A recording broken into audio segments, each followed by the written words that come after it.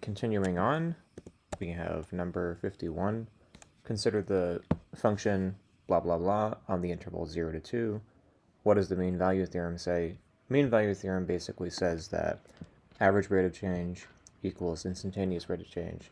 So whatever the average rate of change is over the entire interval, the instantaneous rate of change, in other words, the derivative, needs to match that value at some moment on the interval. So what is the average rate of change? The average rate of change would be f of 2 minus f of 0 over 2 minus 0.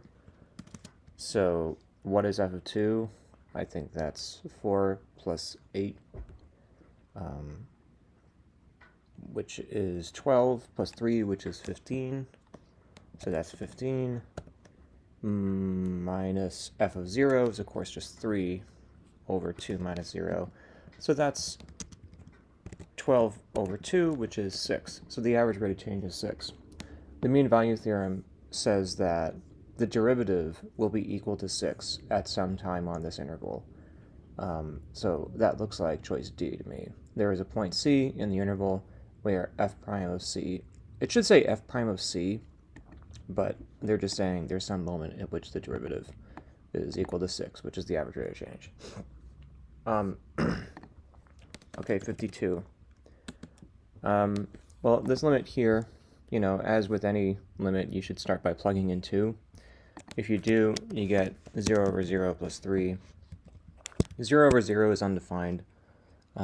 You have to analyze this expression, right? 0 over 0 means either you have to simplify this expression or use L'Hopital's rule. You can't really use L'Hopital's rule, though, because we don't know the derivative of the absolute value function. As a matter of fact, it's not differentiable at all. So L'Hopital's rule is not applicable. You have to simplify. So how do you simplify the absolute value expressions?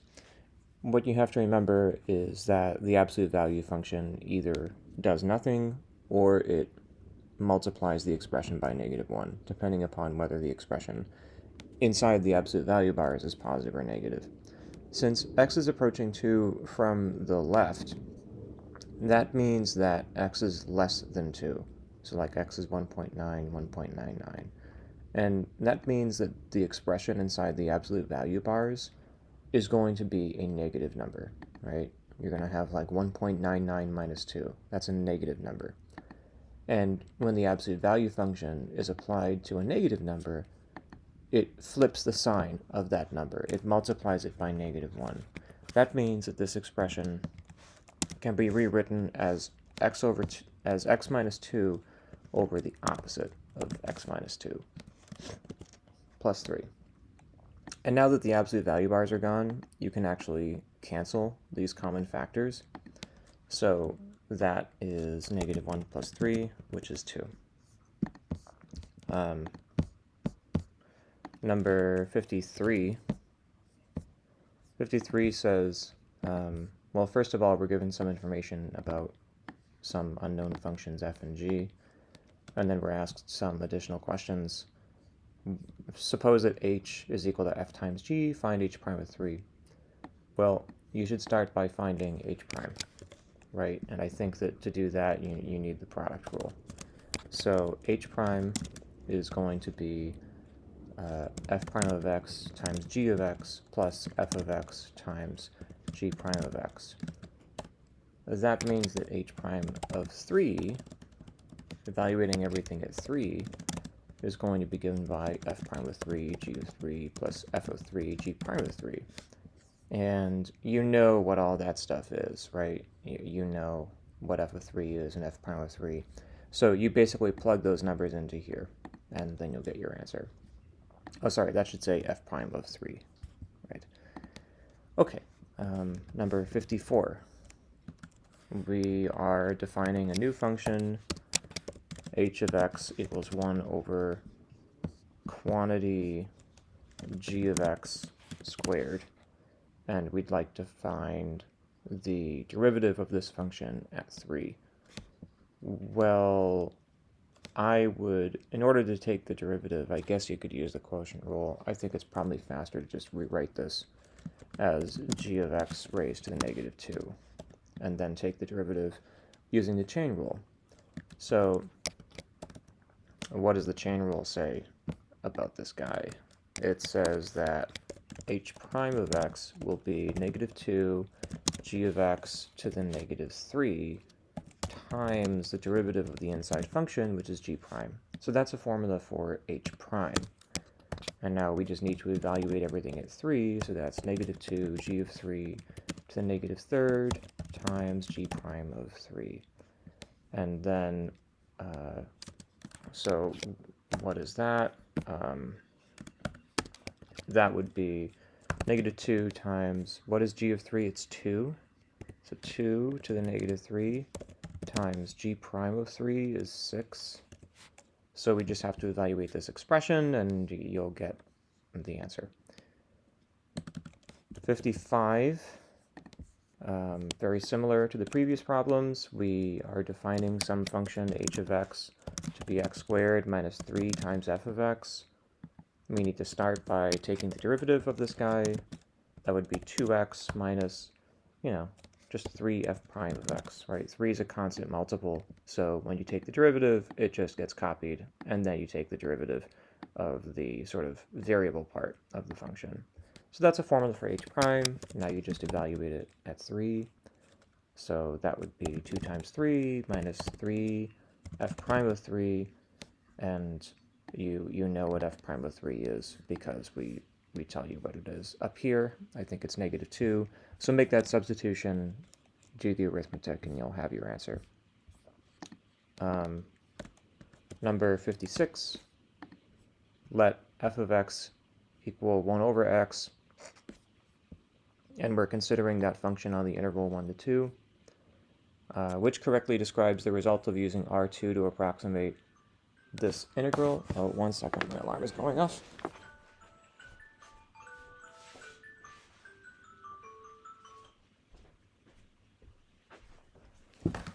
Okay,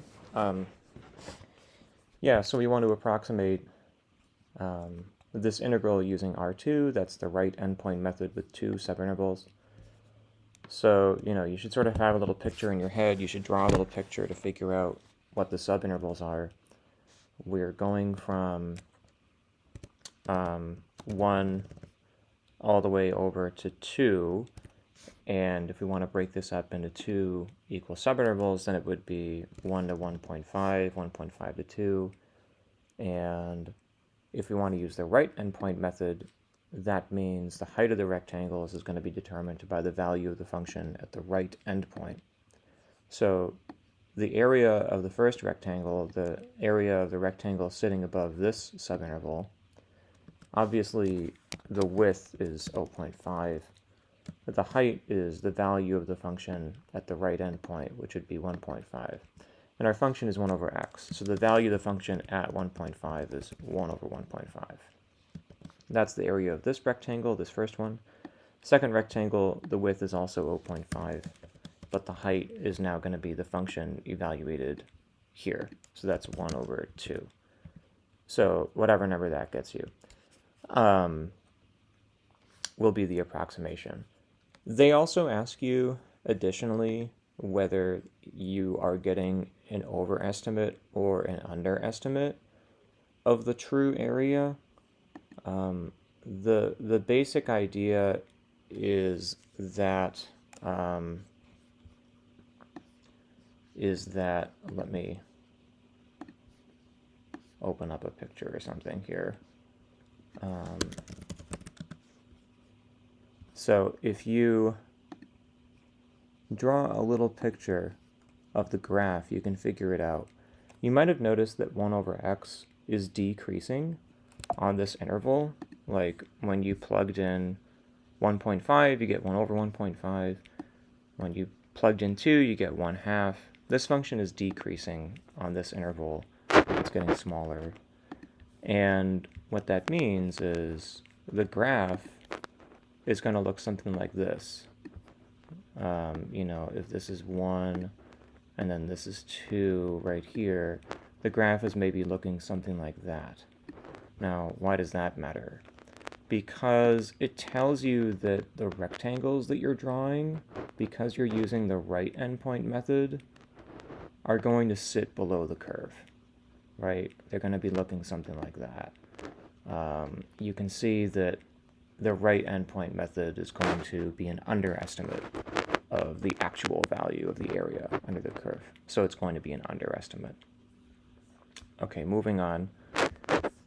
Number 57. For what values of a and b is the function differentiable at x equals 2?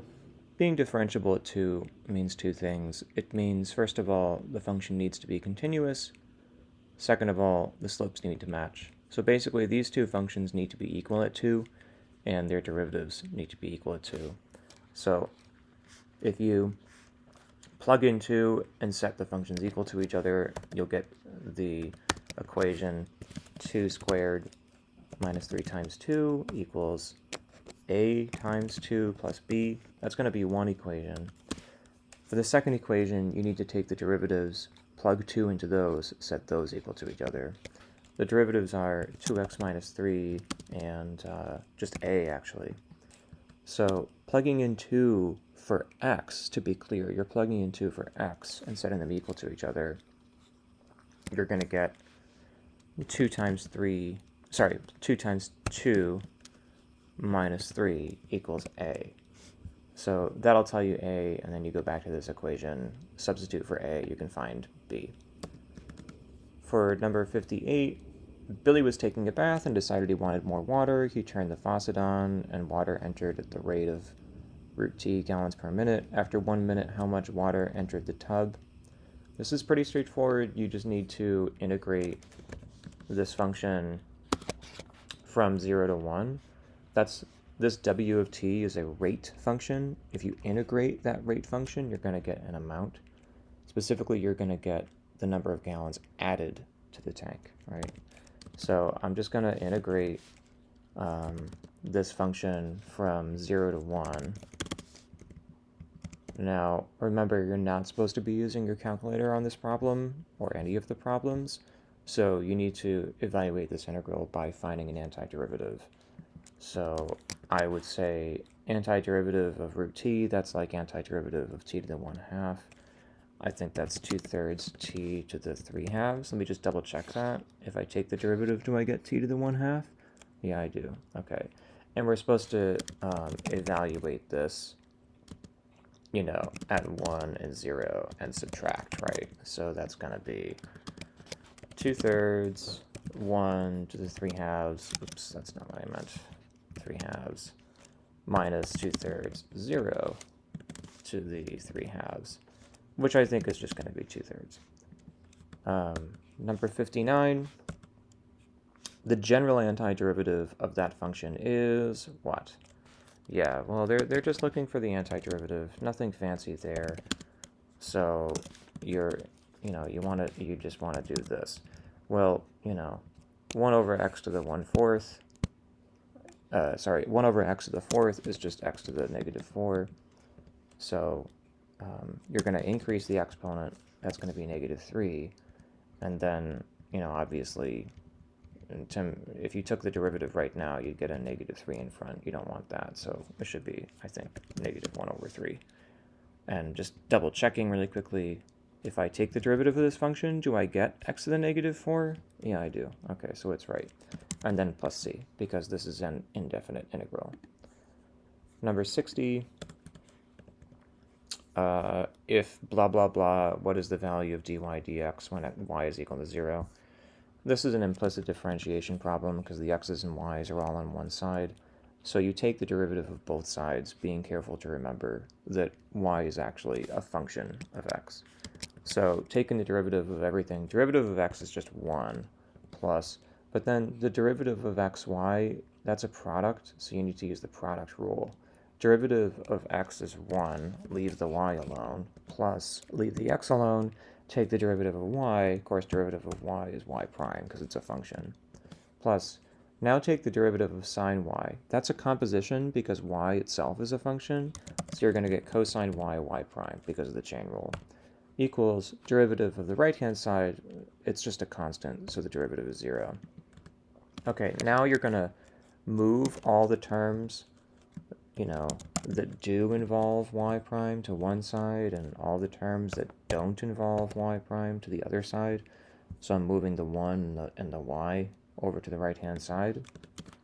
Then you factor out the y primes from the terms that remain. That's x plus cosine y. And then you divide both sides by that expression in parentheses that remains. And that's your formula for y prime. Now, they want to know what's the derivative at y equals 0. So you could just plug in 0 for y here. Trouble is, you'll notice you also need to know what x is to evaluate this formula. So how do you find the x value, which corresponds to the y value 0? You have to go back to the original equation. If you go back to the original equation and plug in 0 for y, you obtain x plus, well, x times 0, which is 0, so I'll just leave it, plus sine 0 is 0. So actually the whole left-hand side is just x, and you immediately figure out that the corresponding x value is 3, right? By plugging into the original equation. So then you can go back to your derivative formula and plug in. You get that over that plus that, and whatever that is will be your answer. Number 61, consider the differentiable function graph to the right on 0, 10. The mean value theorem claims there is an x value with a certain property. What is closest to that x value? Mean value theorem, one way of saying it is that whatever the average rate of change is over the whole interval, the derivative has to match that number somewhere on the interval. But there's a geometric way to interpret it as well. The average rate of change over this interval is actually the slope of this secant line. Okay, I kind of missed it, but, I am using my mouse. Okay, there we go. So the slope of that line would be the average rate of change, and you're looking for the tangent line, which has that same slope. And where does that happen?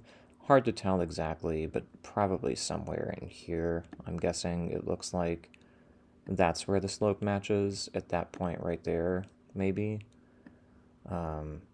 So what is the x value at which that occurs? Well, I think the best option is probably 3. The others look pretty far away, right? I think 3 is closest.